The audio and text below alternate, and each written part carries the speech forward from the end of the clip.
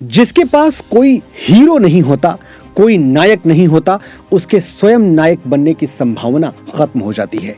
If you don't have a hero to follow, you can't be a hero yourself. आज मैं आपको एक hero देने जा रहा हूं, एक ऐसा नायक जो भरी जवानी में दुनिया से चला गया, लेकिन जाते जाते अपने रक्त से शौर्य की ऐसी गाथा लिख गया कि 5000 वर्षों बाद भी समय की कालिमा उसका एक अक्षर धुंधला नहीं पाई। अर्जुन और सुभद्रा का पुत्र अभिमन्यु। महाभारत युद्ध का आज 13वां दिन है। कुरुक्षेत्र लाशों से पटा हुआ है। रणभूमि की मिट्टी अपना रंग बदल चुकी है। कभी पीली हुआ करती थी, अब लाल है। धरती से लेकर आकाश तक चील, कौओं, कुत्तों और सियारों के बीच मांस की छीना झपटी मची हुई है। चल रहा महाभारत का रण, जल रहा धरित्री का सुहाग, फट कुरुक्षेत्र में खेल रही नर के भीतर की कुटिल आग। और ये तो होना ही था। भगवान श्री कृष्ण ने हस्तिनापुर में इस प्रलय की झांकी बहुत पहले दिखा दी थी।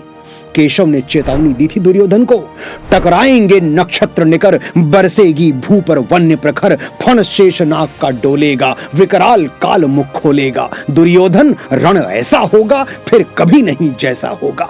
और सचमुच वैसा ही रण हो रहा था जैसा माधव ने कहा था।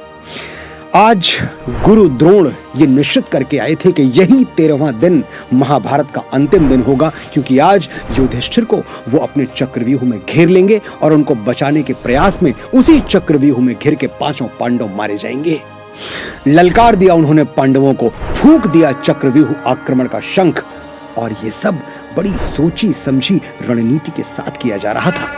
योजना के अनुसार सुशर्मा अर्जुन को ललकारते हुए युद्ध मैदान से बहुत दूर लेकर चला गया और इधर द्रोणाचार्य ने चक्रव्यूह का शंखनाद कर दिया। दोनों घटनाएं एक साथ हुई। अब पांडवों के सामने अचानक 2 समस्याएं आ खड़ी हुई। पहली, किसी भी तरह से युधिष्ठिर को बचाना है, क्योंकि युद्ध मैदान में अगर युधिष्ठिर की मृत्यु हुई या उन्हें बंदी बनाया गया तो पांडव युद्ध, प्रतिष्ठा और प्राण तीनों से जाएंगे। दूसरी समस्या, पांडव खेमे में चक्रव्यूह तोड़ने की विद्या सिर्फ और सिर्फ अर्जुन को पता है, और अर्जुन तो है ही नहीं। ऐसे में चक्रव्यूह की चुनौती स्वीकारेगा कौन? संकट की यह घड़ी इतनी बड़ी थी कि पांडवों को सिर्फ परमेश्वर ही बचा सकते थे। पांडव युधिष्ठिर को बचाने और अर्जुन को बुलाने की युक्ति सोच ही रहे थे कि महाभारत के उस मैदान में 16 साल के एक लड़के का प्रवेश होता है, जिसे देखते ही पांडवों के चेहरे चमक उठते हैं। उस महायोद्धा का नाम था अभिमन्यु। अभिमन्यु यानी जिसमें क्रोध भी है और शौर्य भी। अभिमन्यु यानी जिसमें आत्मसम्मान भी है और राष्ट्र अभिमान भी। अभिमन्यु ने बड़े ओज के साथ युधिष्ठिर को प्रणाम किया और कहा, आप निश्चिंत रहें महाराज, मैं चक्रव्यूह के 6 द्वार तोड़ने की विद्या जानता हूं और मुझे विश्वास है कि जब तक मैं अंतिम द्वार तक पहुंचूंगा पिताश्री वापस आ चुके होंगे। अभिमन्यु ने चक्रव्यूह में प्रवेश से पहले सभी बड़ों के पांव छुए। सबने कहा, आयुष्मान भव, आयुष्मान भव, आयुष्मान भव। अभिमन्यु ने अपने मामा श्री कृष्ण के पैर छुए तो कृष्ण बोले, यशस्वी भव। अभिमन्यु जान गए कि कृष्ण ने उन्हें आयु का नहीं, यश का आशीर्वाद दिया है। यानी आज 2 बातें निश्चित हैं। एक, उनकी मृत्यु, और दूसरा, मृत्यु के बाद युग युगांतर तक उनका यशगान होना। अभिमन्यु मुस्कुराए। उनके अंदर वही लालच जाग उठा जो भारत के साधारण से लड़कों को विक्रम बत्रा, अनुज नायर और मनोज पांडे बना देता है। बलिदान का लालच, राष्ट्र यज्ञ में आहुति बन जाने का लालच।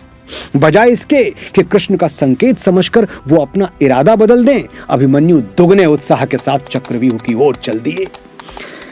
फिर जो हुआ आप जानते हैं, लेकिन जो आप नहीं जानते वही बताने के लिए मैं आज आपके समक्ष उपस्थित हुआ हूं। इस दुखद सत्य से आप परिचित हैं कि अभिमन्यु से छल किया गया। चक्रव्यूह के 7वें द्वार पर द्रोणाचार्य, दुर्योधन, दुशासन, शकुनी, अश्वत्थामा, जयद्रथ और कर्ण जैसे योद्धाओं ने मिलकर एक अकेले बालक पर पीछे से हमला किया। युद्ध की सारी मर्यादाएं तोड़ दी और इस हमले में अभिमन्यु वीर गति को प्राप्त हुए। लेकिन ये आधा सच है। आपको पूरा सच जानना चाहिए, तभी आप अभिमन्यु का हीरोइज्म, उसका महानायक होना स्वीकार कर पाएंगे। अभिमन्यु कर्ण शल्य और दुशासन जैसे महारथियों को युद्ध में पहले ही हरा चुका था, और उस दिन चक्रव्यूह में भी अभिमन्यु यूं ही नहीं मर गया। धरा पर गिरने से पहले उस चंद्रमा पुत्र ने ऐसे ऐसे बाहुबलियों को धराशायी किया जो एक दिन में महाभारत युद्ध की बाजी पलट सकते थे। गिनिए किस किस को मार के मरा हमारा अभिमन्यु। लक्ष्मण जो दुर्योधन का पुत्र था और महाप्रतापी था, कर्ण का छोटा पुत्र, जयसेन का पुत्र, अश्मका का बेटा, शल्य का छोटा भाई और रुक्मरथ शल्य का पुत्र, द्रघलोचन, कुंडवेधी, सुषेण, बृहदबाला, मार्तिकवत, वसत्य, वृंदक, कृथा और अधर्म की ओर से लड़ रहे कई और भी योद्धाओं को नरक के द्वार तक पहुंचाकर स्वर्गवासी हुआ था हमारा अभिमन्यु।